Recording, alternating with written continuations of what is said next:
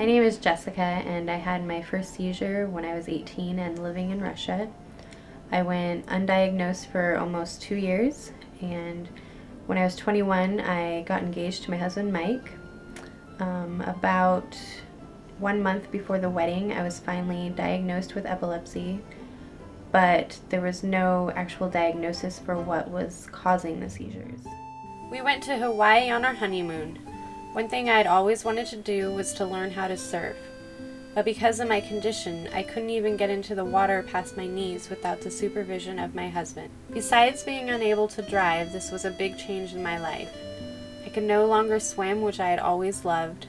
I couldn't take a bath. I couldn't work with certain equipment at work anymore. But most of all, I couldn't babysit my new nephew without the supervision of someone else. To this day, the doctors haven't completely diagnosed my condition.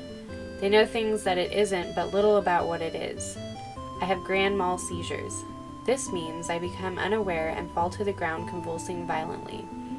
There is nothing they know that contributes to this. They happen unannounced and randomly. I have seen multiple doctors and specialists and taken multiple medications. I've had many seizures at work. I've hit my head many times. I've fallen and chipped my front teeth and skinned my knuckles to the bone. I've even fallen into a deep fryer, almost knocking it over. It seems that epilepsy is a broad condition with so much medical knowledge but so little at the same time. I've been to the ER after having a seizure, and when I tell the doctor a new or odd thing that has happened to me, the doctor says, "Well, that's weird." One thing I would like to see is more help for people with epilepsy. Because I was uninsured, I struggled to get insurance, and at the same time I was denied disability because it isn't considered disabling. Try not having control over your body and not feel disabled. After being diagnosed with epilepsy, it had opened my eyes to see how many people there are with this condition. I found that some friends I'd known for years also have had seizures. I also met many new friends that continue to struggle with this condition, and some that have it under control. I've had the opportunity to help in a class at my church called the Pure in Heart class. This is a class for people with mental disabilities. My husband and I bring my brother Jonathan, who has cerebral palsy and hydrocephalus.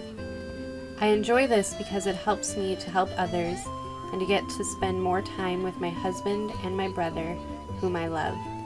I know that there is hope for me and others. The Bible says in Jeremiah 29:11, "For I know the plans I have for you, declares the Lord, plans to prosper you and not to harm you, plans to give you hope and a future." Since having seizures, I have come to realize the things I can do rather than what I can't. I love walking and taking hikes. I love taking pictures. I meet new friends by getting rides places. I went from feeling like a child needing to be taken care of physically and being watched over, limited on the activities I could participate in, to being me, a wife, an employee, a helper, and sometimes in the near future, a mother. I would love to have children someday, hopefully soon.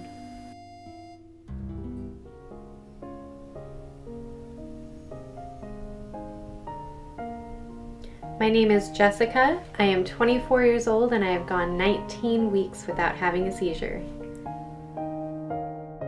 Let's put our brains together and support brain research.